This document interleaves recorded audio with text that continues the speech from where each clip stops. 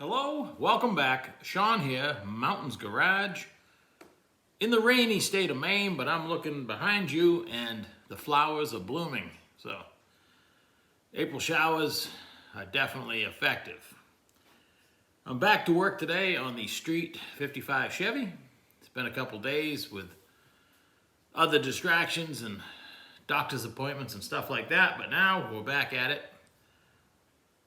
Today, I gave up looking for my simple U-shaped piece that I built that goes and catches the pan rails on the engine, goes around the oil pan so you can jack up on it with a stand or a jack of some sort and not crush the oil pan.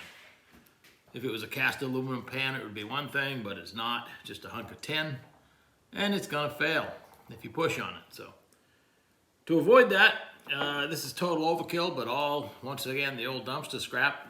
This is 1.25 inch solid bar, and it is steel. And these pieces that I found, I had just enough to make the uprights I wanted, and they're actually stainless steel. So I TIG welded it with stainless rod. Again, total overkill, but it was just dumpster scrap. So probably no sooner than I put this under the engine and jack up on it, I'll find the one that I built. Very similar. It was cheaper. It was like box tubing and flat bar, but I can always cut it up into something else. As I was welding these pieces of stainless, I'm like, what a colossal waste, but I can always cut it off. Right now, it's just scrap repurposed. Quiet. So today, we're gonna tackle the motor mounts. And I looked through one of the big boxes of motor mounts, because over the years you just collect everything, and when I see them on sale, I buy them. I like the poly. I also like solid mounts, and I was torn as to which way to go. This car is, not super smooth, and I've really never had any trouble with solid engine mounts as far as vibration goes. My first and second cars, my Chevelles, big blocks, always had solid engine mounts. No big deal. Then again, they weren't exactly Cadillacs either, so. But today, the poly mount seems like a good choice. Now, they claim that there is a solid metal connection between the two, only dampened with the plastic. I assume this connects to that. To be honest, I can't tell you because I'm not going to cut it apart. But they're definitely more hardy than the factory mounts, which are prone to failure. The factory mounts have a little bar to catch them when they break, but when they break, they still move several inches. So it's never good when that happens. I'm just not a fan of stock engine mounts, even in, an ice cream getter. There's better things out there. So my thought process is I'm going to, fortunately, the towers that the motor mounts are bolted to, once I get the bent bolt out of there's 4 bolts and I can unbolt them and take them out on the bench. And I'll cut whatever it has for tubing that's been modified on there now that goes between the uprights here. And I found these, and if I can use these, I won't have to make something. Or if the diameter of these is insufficient, once I cut off the one that's there with the kerf and everything else, I may have to take some solid, because it's all I have, and bore it out and make, it's no big deal, it's not very deep. Make something a little bit bigger diameter so it'll actually reach the mount with the engine still in the correct spot. And I can always go increasingly bigger. I got lots of that 1 inch that we failed with on the first bead roller, so I could make about 20 of these, probably more than that. So that's the plan. Get the motor jacked up, get the mounts cut out of there, ground out on the bench and ready to tack up, and then put everything back in place on the car temporarily, tack it up, take it all back out and weld it ×2, and that's that. Nothing but work. Has to be done, so let's get her done. Well, a few minutes later, maybe 25 or 30, started on the passenger side. I actually shifted the stand. I got the stands that go into the car that are adjustable for height by spinning the big arm. I put one under the rear end, because if I'm jacking under the front, I don't want to knock the car off the lift, so I got one on each end. Someday I'd like 2 more, but I'll get by with what I have. So I took the strain off the passenger side and was going to attempt to cut the through bolt out when I realized on a factory Chevrolet vehicle of this vintage, and well, not of this vintage, but 70s and 80s with this style mount, the passenger side bolt, motor mount through bolt, faces towards the front bumper, and the nut is near the fuel pump because the bolt won't clear the fuel pump without taking it off the engine. This bolt was installed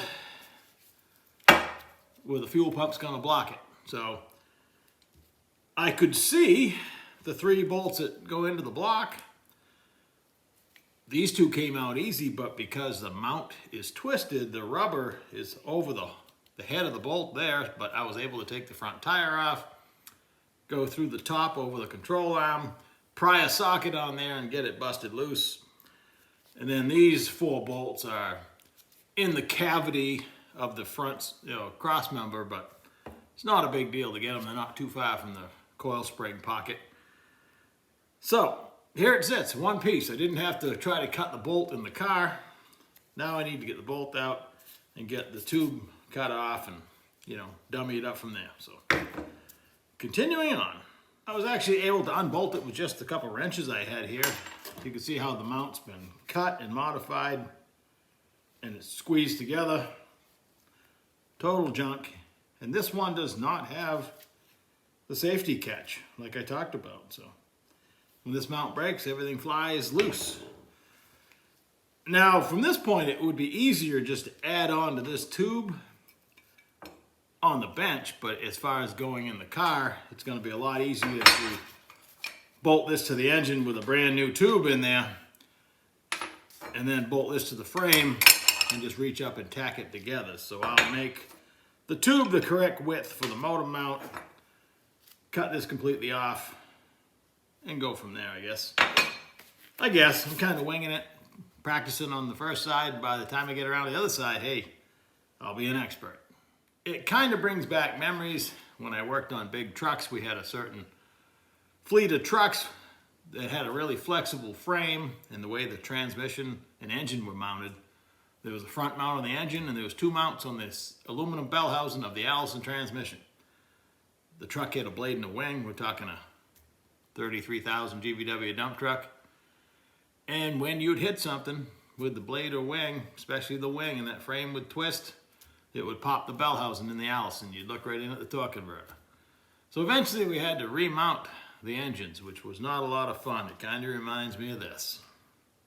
Only this is more fun. You can see how far off these mounts were. I'll have to make a brace to support the back half of the mount, but it's going to work. I didn't want to have to re-drill the frame, and I wanted to use these. So once I get that tacked, take it off and weld it and put a brace back here, it'll be okay.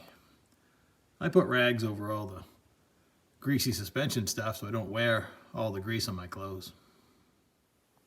After I cut off what was left of the original mounts, I had to grind the stand quite a bit, and I knew I needed something pretty fat. It needed to clear the edge of the mount. So I took more of that 1-inch hot rolled from the first bead roller that failed, and well, the shafts were a failure. And yeah, made these. This stuff's wicked handy. Again, I'd had to be fat enough to clear this part of the mount. I didn't want to have to grind the mounts. If I have to build something custom, I want it to be the frame mount so you could put any engine mount on it you want. So I had to grind the tree until it cleared these, and then I knew this would still hit it, and then I'll triangulate it. It'll be just fine. I didn't want to drill new holes in the frame or start over. I'll use what I got, use the 4 existing holes, and make it work better than ever. Well, I tacked it in place, was able to wiggle it out of there, which was a concern. I wasn't sure I had clearance without having to jack the motor around, but I did. And welded it up on the bench and then made a triangle piece. It's still hot. I painted it while it was hot. It promotes drying. And yeah, that's the concept. One side done, one side to go. This whole thing probably took 2.5 hours. And probably another 15 minutes bolting this side together. As luck would have it, never fails, I have only one bolt of the proper length. So these might work, we'll see. It's always a way. I guess if I hunt around more, I might be able to find it, but whoop, now I'm down another bolt. So magically, the other side will be done next time we work on it. All I gotta do is devote a few more hours, hopefully knock most of it out tonight. And yeah, I was using my new little bench, welding this up under the car just to, you know, I could have welded over here, but I had to tack it in the car. Typically I'd have to move the welder. Instead I wheeled the bench over next to the welder and welded her up. I had already cut the triangle piece with my kit or notcher, just a triangle gusset I had. And yeah, that's it. On to the next side. And I'll catch you in a day or so. And there it is, and it's installed glory. All the bolts line right up. Nothing is stressed. One side complete.